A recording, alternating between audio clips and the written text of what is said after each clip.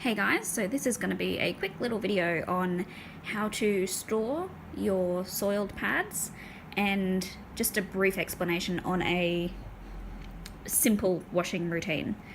Depending on where you are, the harshness of your water, your washing machine itself, this may all vary.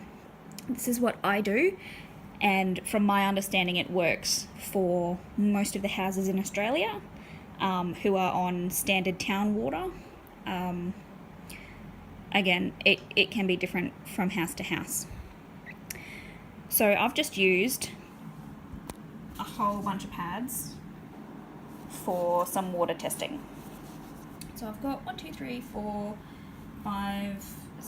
7 pads in there already, heaps of space. This is just a basic PUL lined wet bag that I got given for free from a friend.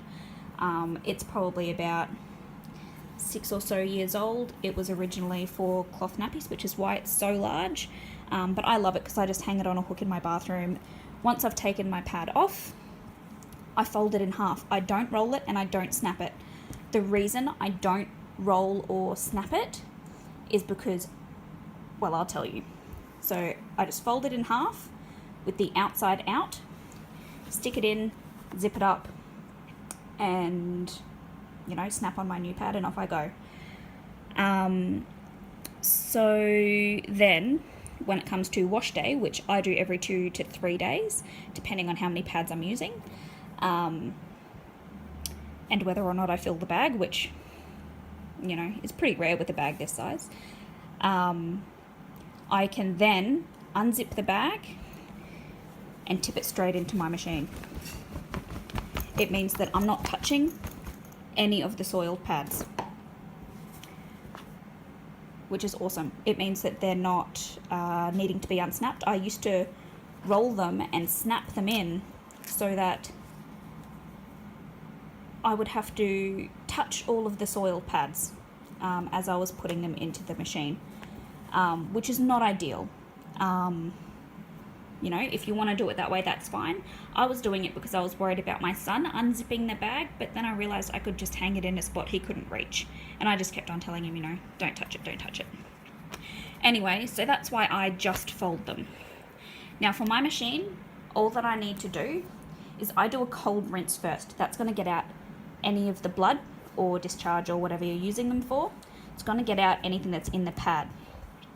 The reason I use cold is it won't set anything, and because it is just a rinse, you don't need to be using hot water. That's going to keep your bills down. Another thing you can do is when you first take off your pad, if it's an overnight pad or if it's heavily soiled, you can stick it in the shower on the ground while you're having a shower and just stomp on it, just beat it out, or you can run it under a tap and rub it together, and just to help get some of it out. But honestly, if you just fold it, stick it in your bag and dry store, or you can do it in a little bucket, then tip it in your machine and do a cold rinse, that'll get pretty much everything out.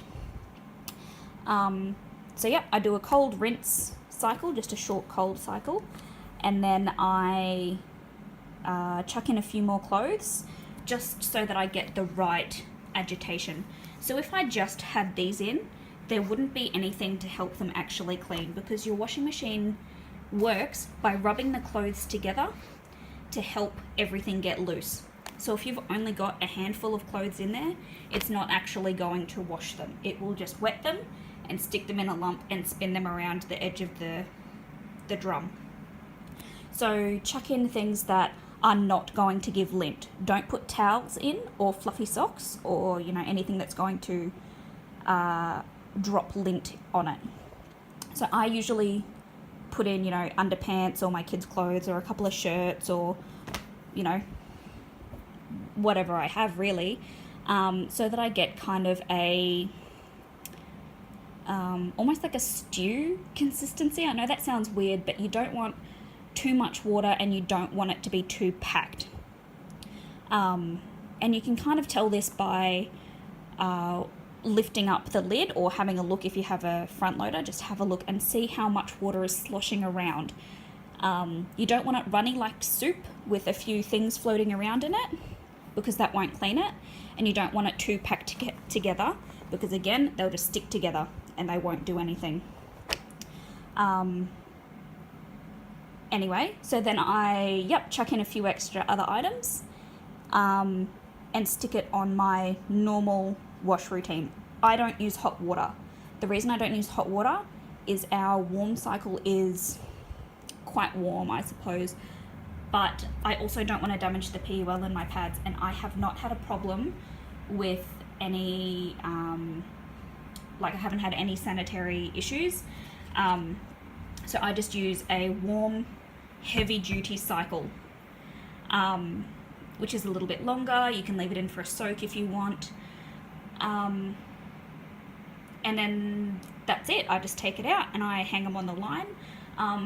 If I can, I'll hang them outside in the sun because, you know, in Australia it's so sunny, they're dry in about 20 minutes.